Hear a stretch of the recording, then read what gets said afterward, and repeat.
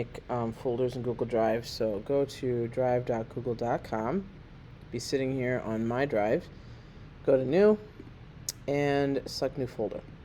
Title it 2023-2024 for this school year to separate your work from your middle school items, and then click on that to open this new blank folder. Click new again. Now write our class name, Earth and Space Science 9. So all your homework, you'll get copies of things from Canvas, shared from your lab partners. All that stuff can go inside here. If you're very clever, then you will create subfolders for each unit. Unit 1. Okay, and as the year goes on, we'll have Unit 2, 3, etc. That way, even within this class, you won't lose files.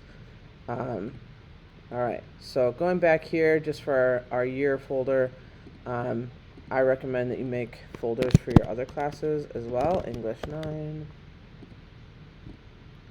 Social Studies 9, whatever it may be. I think some of you are in algebra, geometry 9, etc., etc. This will help you stay organized. The next thing I want to just put your mind to is you can further organize it by changing the folder color. This is recommended if color coding helps you see things more quickly or process things. I have all my classes color coded because I have so much stuff. The other thing that you can do is essentially add an emoji to the name. So if you go into the name title and double click, you'll get emojis and symbols in your keyboard, and then you can just type in what emoji you're looking for. Since it's Earth Science, I want an Earth in there, obviously. And then I want something with space. So let's see if I can find a sun. Suns are pretty cool.